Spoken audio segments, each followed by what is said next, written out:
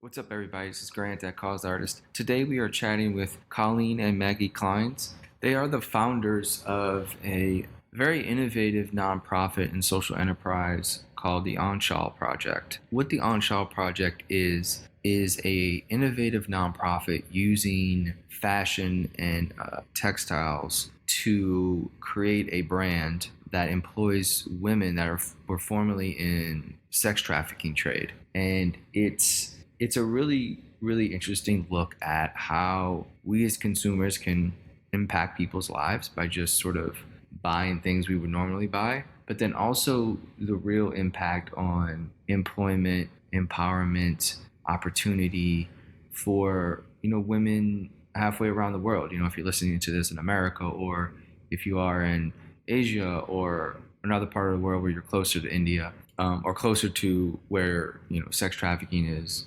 a bit more rampant. It can be a very sort of dark time, obviously, for women involved, but also the community that's involved in it. And what the Onshaw Project has done has found a way to inspire women to and give them an opportunity really to transition out of that part of their life and learn a different craft, learn a different trade, and get skills to empower themselves and become sometimes even the breadwinners in their families from creating beautifully designed clothes or houseware or accessories, anything in that realm where we as consumers. And what's great, even greater about this, is that the founders, Colleen and Maggie Clines, this wasn't sort of their intention. They had no idea what sex trafficking was, or what life was like in India for women in this community, or even textile and fashion. They were design thinking and architect majors at their respective universities. So they took those skills, which are super valuable, and then implemented that into what is now a an impact nonprofit that sort of changes the way we think of nonprofits.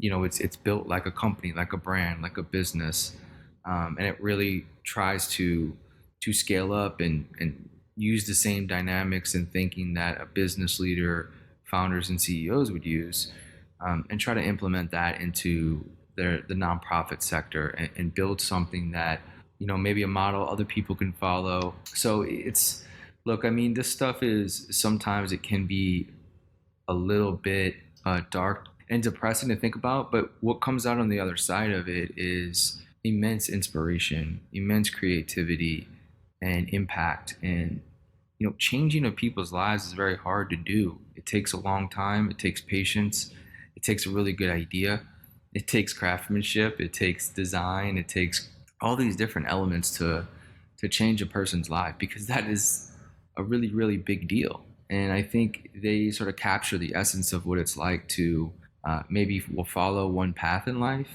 but then also all of a sudden get upended with that path you think you're going to take, and really just your life can go in a totally different direction because you're so passionate about it, right? And there's something inside you that's pulling you to do this. And I think that's what happened with Colleen and Maggie.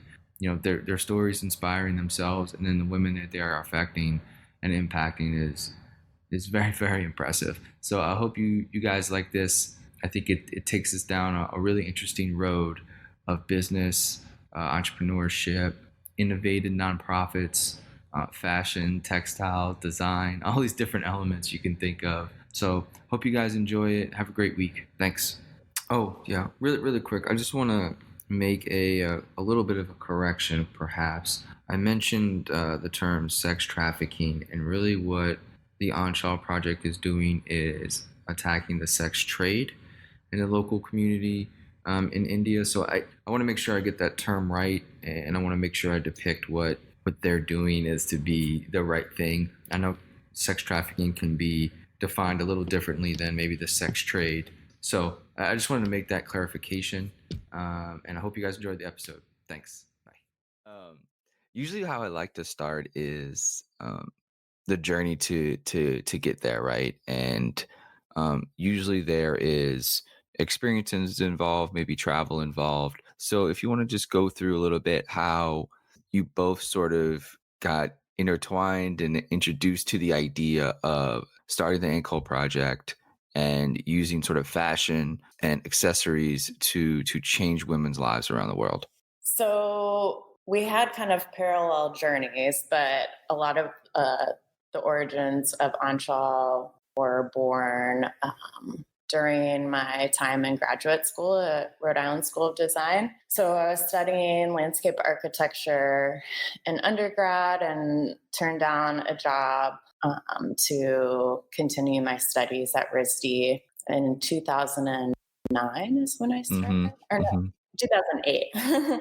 And mostly was interested in becoming a landscape architect, working in a firm, designing parks and plazas and public spaces. So lots of urban design. And I was drawn to this one professor, Elizabeth Dean Herman, because of her work in India, Okay. and took a studio class of hers as well as a seminar class that ran alongside of the studio. And the seminar was called Design for Development, and it challenged artists and designers. So it was a graduate seminar. It challenged artists and designers to work alongside communities to come up with creative solutions to systemic issues. Mm-hmm. So that our original project prompt was to investigate textiles and work perhaps with an NGO partner. That was kind of the bare bones of the prompt. So lots of room for design thinking and the design process to learn the needs of the communities that we were meeting. So in 2009, I took my first trip to India, to Kolkata, and spent 10 days there with the class. And we're introduced to a NGO called New Light. And it was in the middle of a red light district, the oldest red light district in a neighborhood called Kalighat. Mm-hmm. So very densely populated near a pilgrimage site, the Kali Temple. Hmm. And in order to get to the NGO, you walk directly through the red light district, narrow alleys, seeing little rooms that women would take clients. The sanitation was pretty jarring to Mm-hmm. see, Yeah. or lack of sanitation there is. And Sure. so just immediately was drawn to this center because it was this amazing safe haven for children of sex workers, and a safe place for them to go at night while their mothers were working, because otherwise they would be sleeping under the beds while their moms were taking clients. So this was such an Hmm. amazing program. We got to know the founder of the NGO, Urmi Basu, and she expressed void in their programming. So while they expressed or while they provided HIV/AIDS awareness and certain programs for the women themselves, they didn't have an economic option or an alternative. So this is kind of where we started using our creative juices and coming up with different ideas while we were there and just asking a lot of questions. And then ultimately returned to Rhode Island 10 days later, and then Quite a shock. started on a business plan that was not so much a business plan as a designer. We didn't have, I think I took one business class. So, creative's business plan. And, while it varies quite a bit from what we do now, it still has the heart and soul of our mission. And that's kind of how it started. So we sold notebooks and note cards at an art Mm-hmm. sale, raised $400, sent it back to the NGO maybe like 6 months later, and started training our first group of women. Is that about the time you got involved, Maggie? Yeah, so I was wrapping up my undergraduate degree in architecture at University of Kentucky about the same time as Colleen was taking her first, second trips to India. And I was starting to see her using her creativity and design to do good. And I was also taking a studio at the time that challenged us to use our creative problem solving and design principle training for social good and storytelling. So all of this was kind of clicking for me at the same time. And I was like, wow, I actually don't like designing buildings. And this was much more exciting to me. First, what does Anchal mean? Does it have a Indian Yeah. meaning? So it's a Hindi word. It's the edge of the sari, which is often the most decorative part, but Mm, it's wrapped around the heads of a lot of women, or it hangs over, but they wrap their babies in it hmm oftentimes, but it means shelter and protection. So that's the metaphor we use for our business. Love it. So all the design thinking and design theory and design courses and classes you took, I mean, they had to obviously help in some way, even though it wasn't architecture and urban planning and building, but the same principles, I'm sure, helped in creating what you have built now. Is that correct, or is that not? Yeah, definitely. I think it left us a little fearless, hmm slightly naive, but always confident we could figure a way out of things, and design programs and design products and the structure of a nonprofit in a more unique Right. way that served our clients and our customers and our artisans in a holistic and positive way. So I think our design training really played a heavy role in our fearlessness. Was it less stressful to design clothes and sort of pillows rather than buildings? Is there I mean, it's such a it's a bit of a drastic change, but then again, not really, right? Because it's I very think that different. was, yeah, I mean, I think the actual product, yes, totally different, less way less Yeah. complicated designing a quilt versus a building. But I think what still ignites our passions for problem solving is the fact that we're running a company halfway around the world and employing 150 artisans at this Mhm. point. Amazing. So, yeah, running a Wait, business has its own complexities. yeah, that's a Lot. that's a creative journey by itself, really, Yeah. especially what you guys are doing with the nonprofit, which is I think another interesting model that we're seeing sort of nonprofits be super innovative. And that's the one thing when I first found out was when looking and reading about the project, I didn't even really know it was a nonprofit until I read a lot and went deep into it. And I was like, oh, okay. Which was, now I think people starting out doing this, it probably would be a business. But, a decade ago, Exactly. social enterprises weren't sort of as normalized as they are now. So I always thought that was an interesting model that you took. Can you maybe explain why you did the nonprofit versus just making it a Right. business? Yeah, I think you kind of hit it on the head in terms of, yeah, it was 10 years ago when this hmm idea began. So we didn't have a lot of knowledge about social enterprise. I mean, I think the first case study we did was Tom's, and then we're just Right. getting started.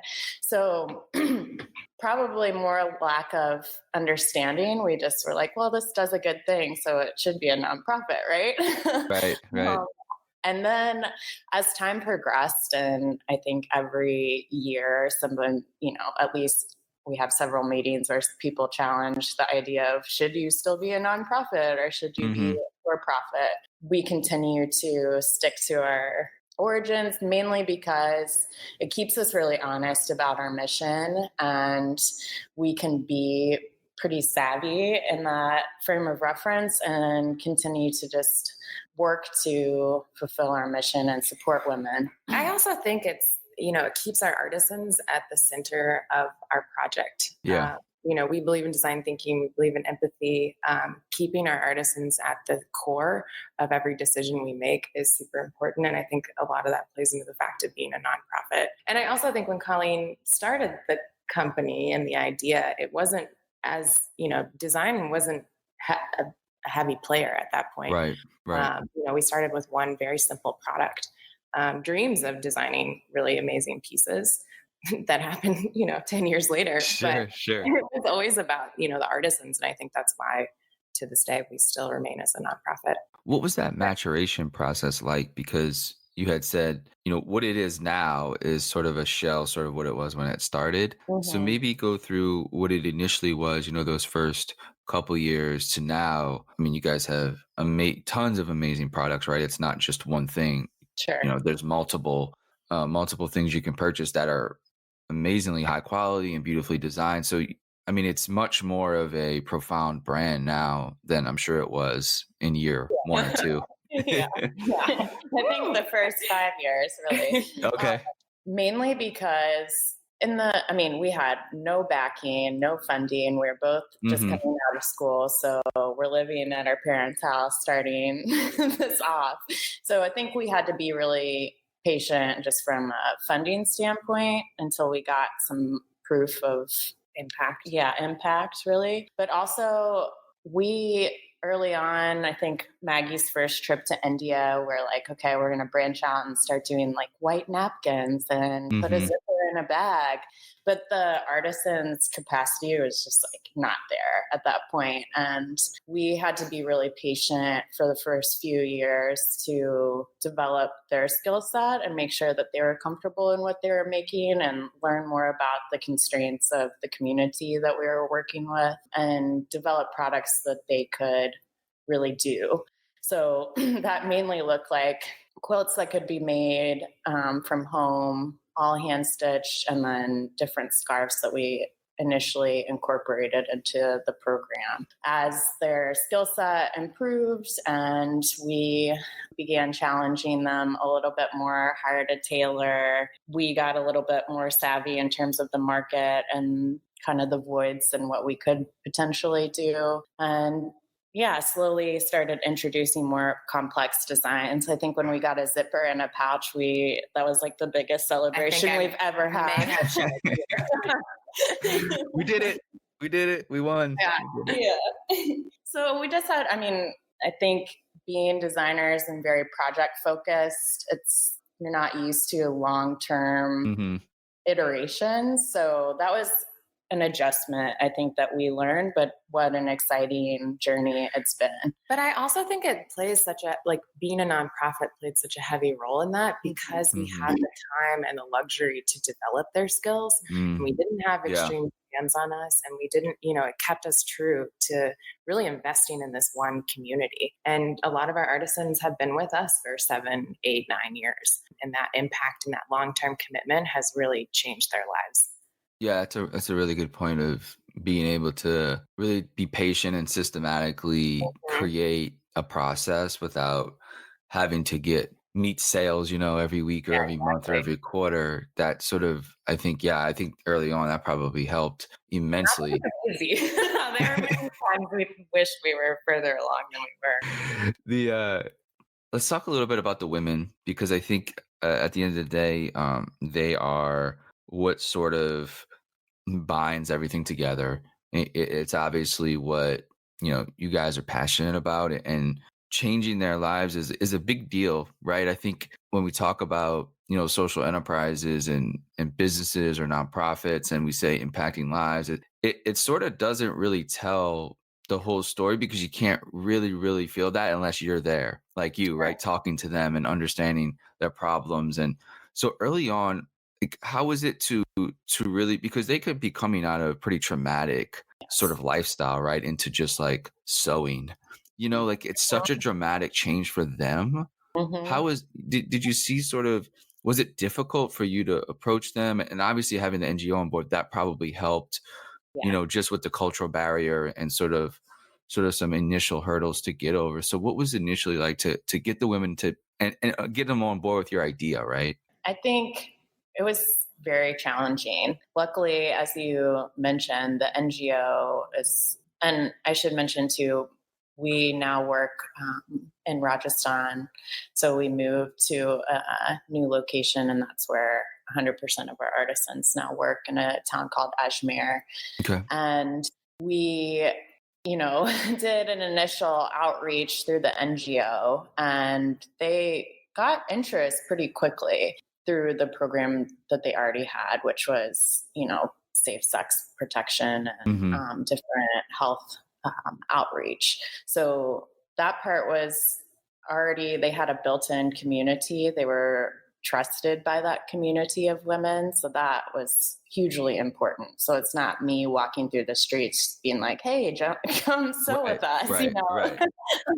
So we did a lot of recruitment workshops. We did lots of trainings, but I think retention was a real struggle in the beginning because it is such a transition.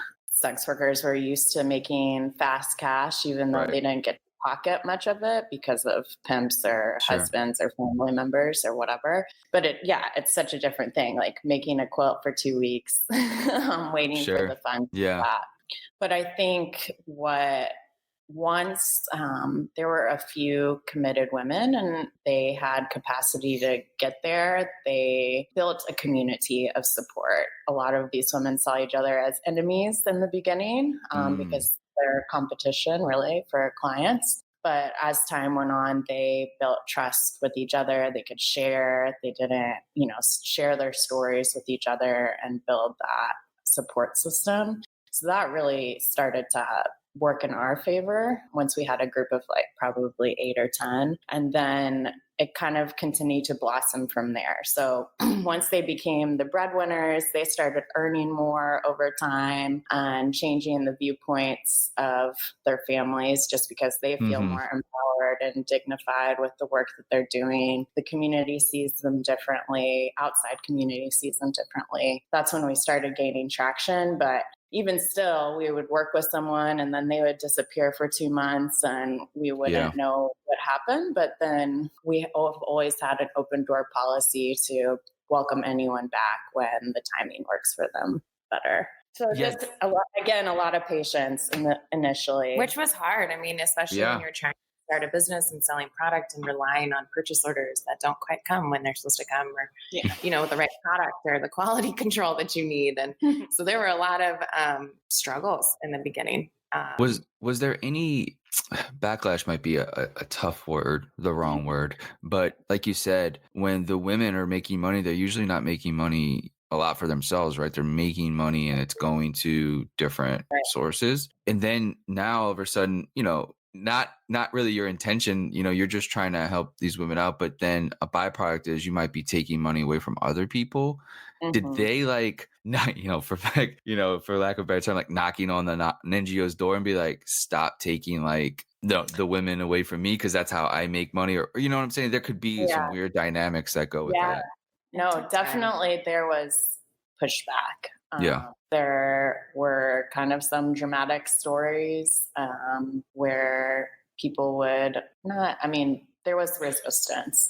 And then a lot of those women that had more control over them by outside sources didn't get to come back. But again, it took time, sex working is obviously illegal in India, and clients would hold it over the artisans' heads, blackmailing them. There's mother-in-laws that are really aggressive and controlling, husbands that wouldn't let them leave, abusive husbands. So wide a range of situations these women are all facing. But again, like Colleen was talking about, over time, they really started to rely heavily on the Anchal community of women, and they became empowered with the courage and love and support that they had around them. And it definitely took time, and it still does take time for certain women. I think the other component too is that it's not like when they join Anchal, they leave the sex trade. A lot of them continue to work alongside. So it was a slow kind of pull away for a lot of them too, like reducing clients. Right. So as they were earning, it was like a slower transition, which probably made the adjustment much easier for some of the other people involved in their lives. And it just took probably a little while for them to make money from Anchal, correct? To sort of, and then as Anchal grow, they sort of could make a little bit more, and then they can wean 100% off of the sex trade. Yeah, but it's surprising. We had even like a madam was one of our best recruiters at some point. So like, wow.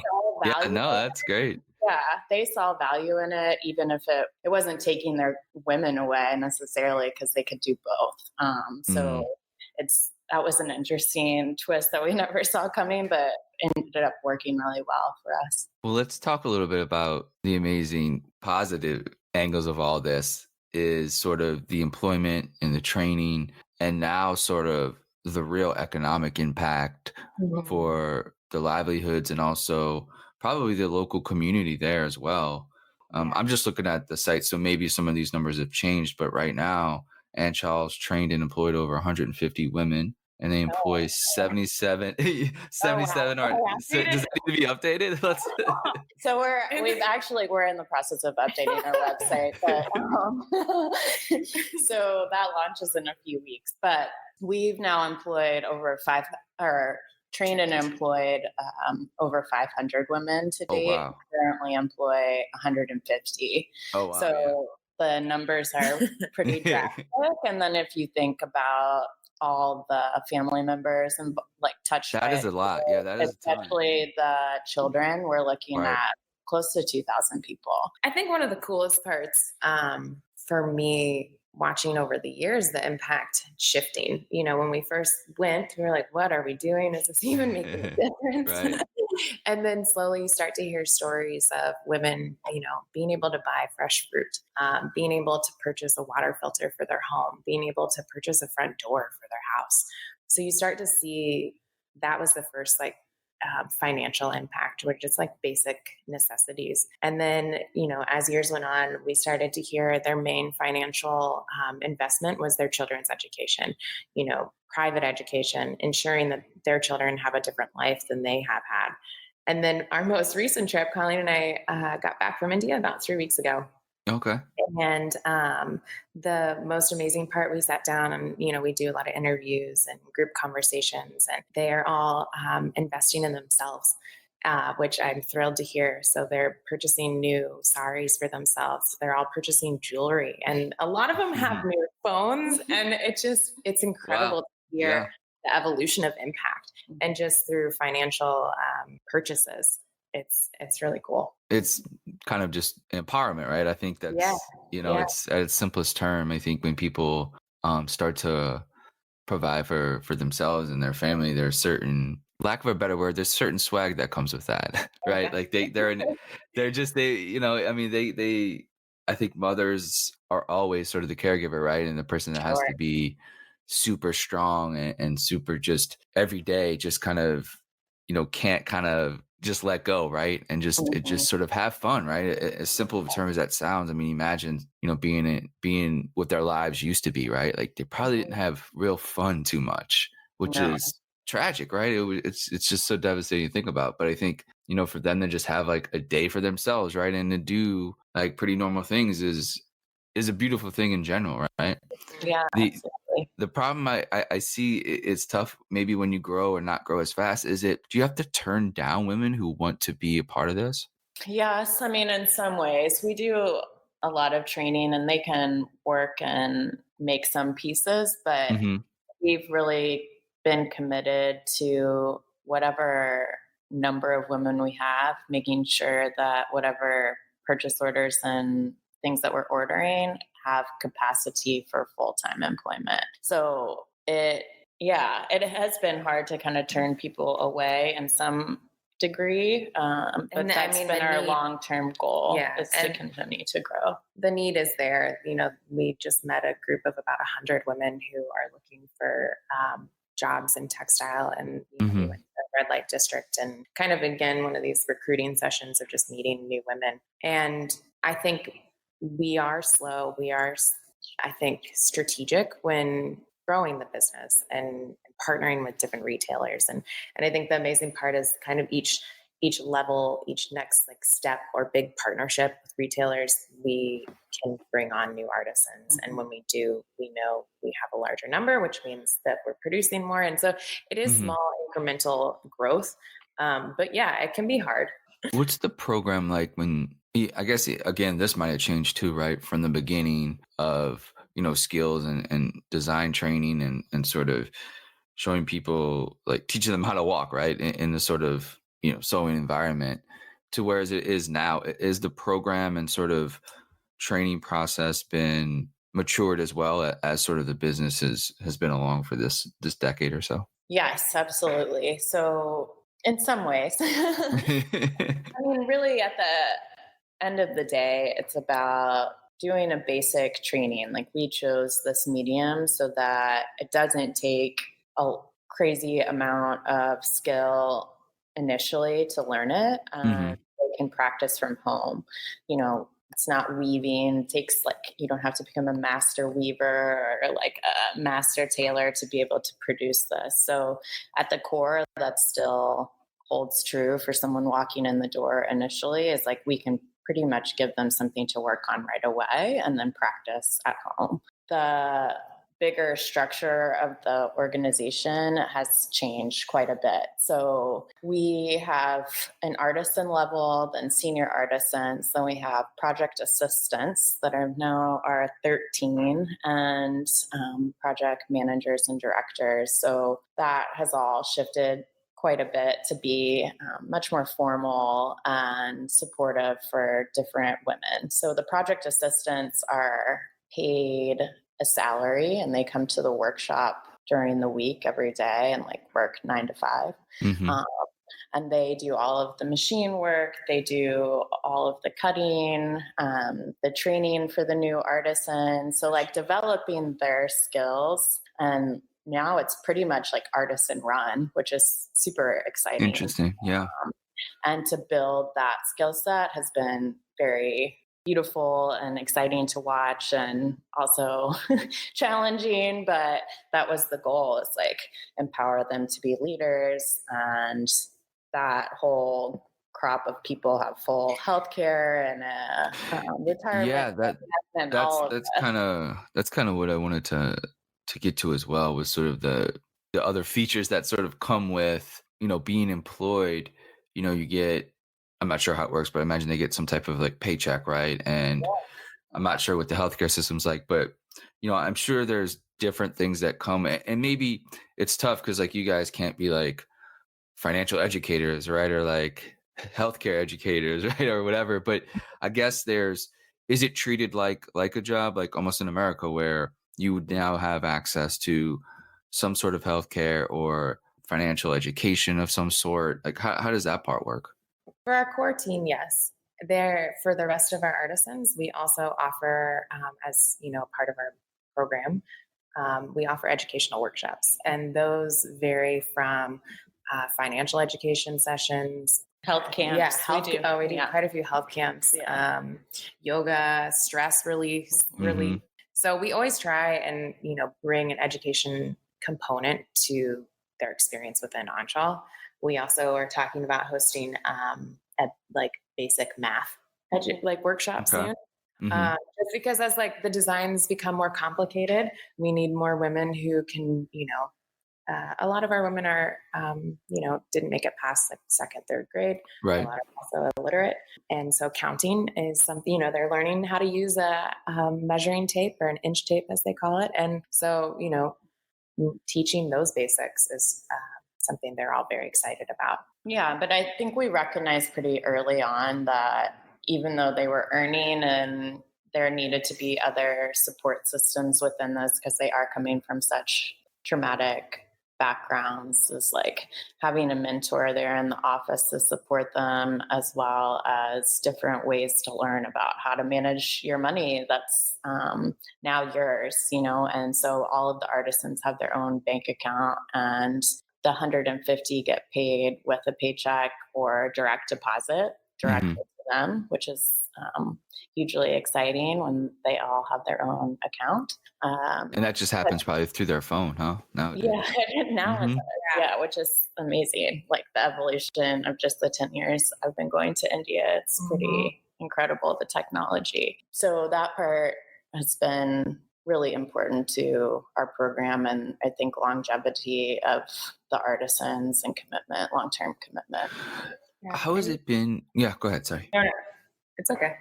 Just the business side of it, right? Because again, the study was sort of design, architecture, the sort of this, not business at all, right? Sort of, and now it's not only do you have to, employ people, train, you have to be a salesman a little bit, right? You have to be able to sell products so you can keep employing these women. How has that been, learning the business side of things? Because, you guys probably had to get educated yourselves on that, right? Yeah, absolutely. It's quite the journey, and we learn something every day. Yeah, I think the sales part of things, when we started, it was just, pop-ups with our friends and family, or, we started a website and we're like, we're going to make so much money. And then it doesn't work like that.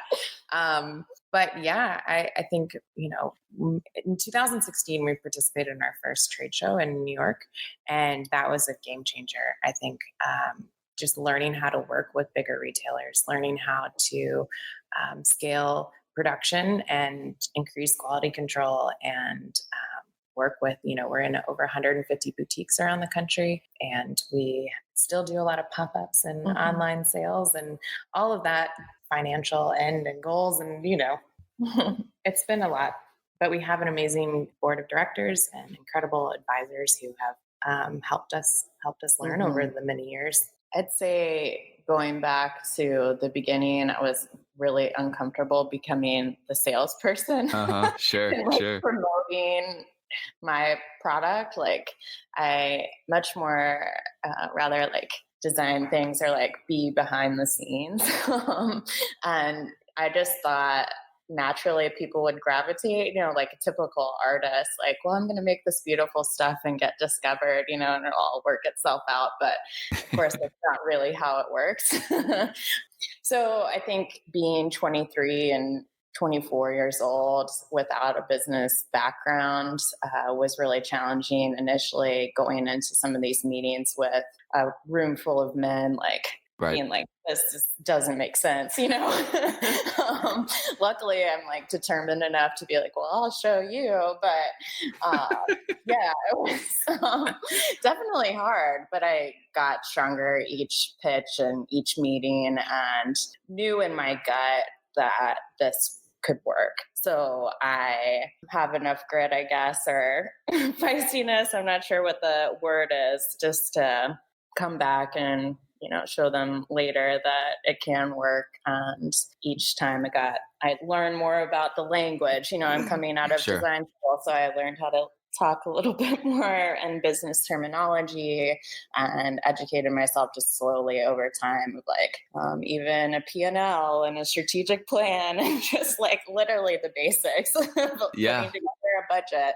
So anyone, anytime like someone's like, I'm thinking about starting this, but I don't have the background, I'm like, you can do it, like you find the right people and advisors along the way that will be encouraging, that have experience in that area, and just slowly learn yourself. And I think if you have the right support system, you can get there. How is it, we don't have to get into like super details, but sort of online versus boutique stores, right? Like, because I think a lot of in the industry of apparel, there's a lot of sort of backlash on retail, right? And it's sort of going out of style, so to speak. But it sounds like maybe from the boutique perspective, it's actually sort of empowering to brands like you, right? So how is it? Is it mostly sales come from the boutique and wholesale orders? It's a little bit higher. The wholesale side of our business is slightly above our online, but we also do pop-ups, which plays a heavy role into our revenue as well. The boutiques are huge for us and our retail partners. Like, we sell through Anthropologie and Madewell, and we had a custom collection with the Guggenheim Museum. And those types of partnerships, as well as selling in, little towns, are incredibly helpful for us, because we are based in Louisville, Kentucky, and because we don't have, a huge marketing budget, and we don't have the ability to reach customers all around the country and around the world. So we love that opportunity, and we love retail stores, and, we value their hard work and their incredible value as members of their communities. Where is it at in KC? Oh, I see. Golden and Pine. Golden and Pine, yeah. Oh, that's right by me, actually. Awesome. Yeah, So, they're great. Yeah, we love them. so I like to end on a little bit of a decade is a long time. To do right. I mean, to really do sort of one thing, like there's a lot of knowledge, right? There's a lot of wisdom that comes from that. There's a lot of mistakes, a lot of successes. What has the last decade been like, just from a personal standpoint, right? And try to building something up that, it's going to affect your lives just as much as it's going to affect the artisans, right? In the community in India. So how has just that journey been over the last decade? we both make a lot of sacrifices because we believe in this company so much. There's a challenge every single day. I think that's what keeps Colleen and I so intrigued by it all. Is that there's always something to learn, and we're both value learning, maybe to a fault. Yeah, I think just as soon as we get comfortable with like, oh, this is how it's Right. going to work now, something new, a new thing comes up, like, oh, we have this challenge in production. We got to come up with new solutions for putting together calendars for content. Every phase of the business brings, its own set of challenges. And But I think initially, I think we were 2 years in, and then I was diagnosed with Hodgkin's lymphoma.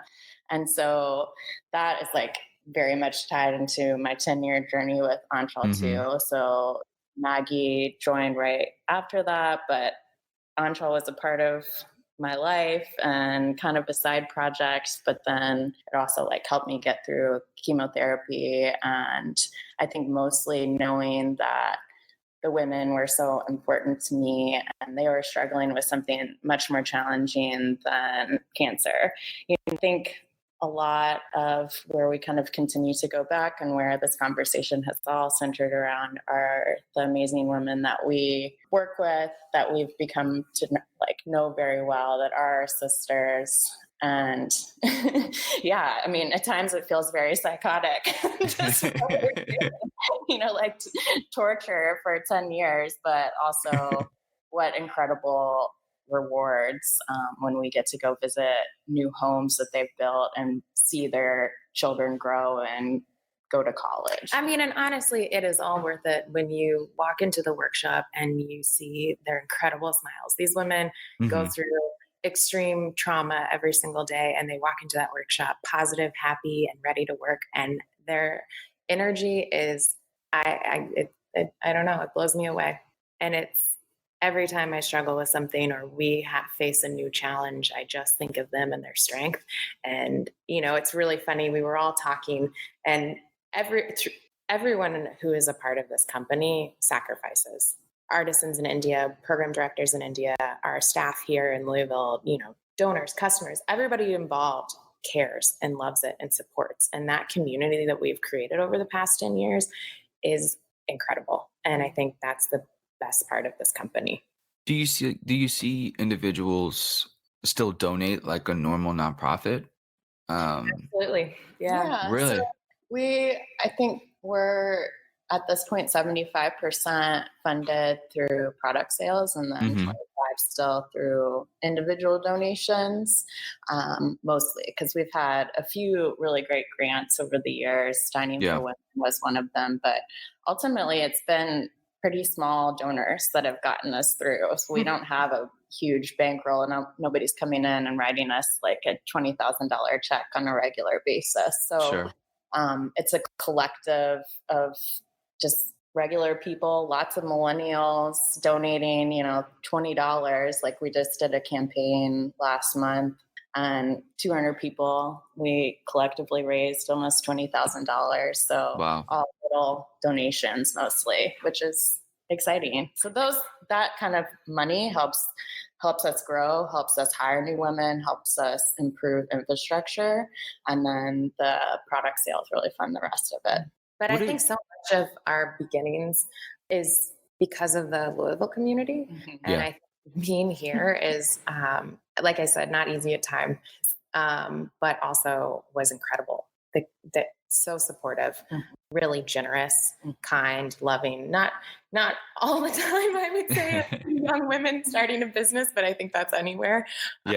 So I think we're really lucky to be based in Louisville, Kentucky. Do y'all have a facility there where people can walk in and see stuff, or buy like a little shop yourself, or is it just? So we don't have a storefront, but we have a studio space. So people make appointments to come shop and pop in to visit and see production that's happening here. Take tours.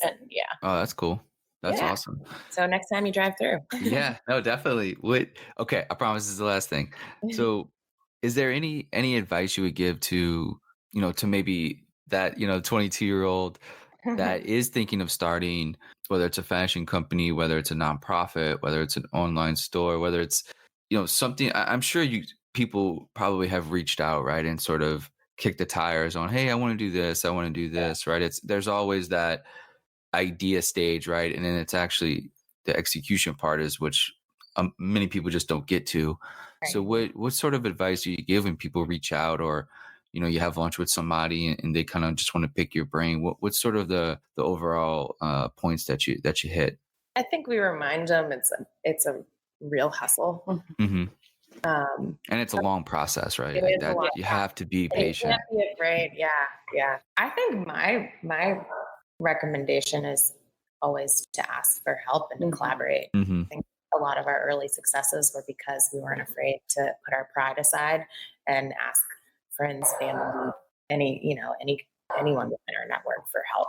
Yeah, and I think when you're in the idea phase, I was really hesitant, day one to share the concept with too many people because I didn't want them to, or I was scared of what people would think or say. And I think getting a thick skin and knowing that when people aren't supportive, you move them to the side, but you continue to have those conversations and put yourself out there and go to networking events, even though you feel like you don't know anything. Odds are most of the people in the room are also just trying to figure stuff out and just as insecure as you. And that's what I discovered, moving back home and trying to go to networking events. And I'm the youngest person in the room. Hmm. But you have value. That idea is important. You have to continue to just talk about it, put it out in the world, and have a thick skin and be patient. Well, Colleen and Maggie, thank you so much. It's Yeah, been thank you. it's been a really educational. I love this format because I get educated so much and I learn so much in each one of Yeah. these.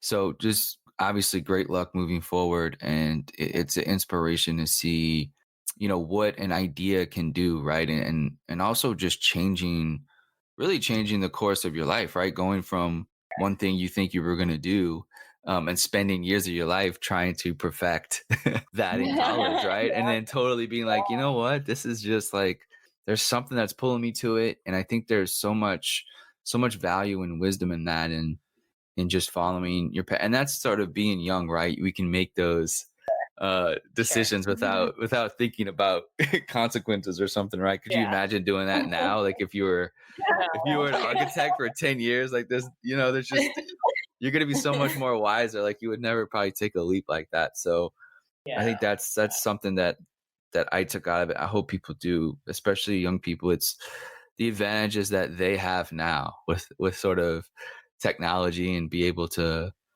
create a e-commerce store, right, in like a week. I mean, Exactly. it's such an advantage that I hope others find inspiration in what y'all talked about it, and really took the leap themselves. And I mean, look at the impact behind it. Y'all are just starting, right? I mean, the impact of lives over the next 30 years is going to be something incredible. So kudos. Thank you so much. Yeah, Thanks such for a all great- the work you do. We Yeah. really appreciate it.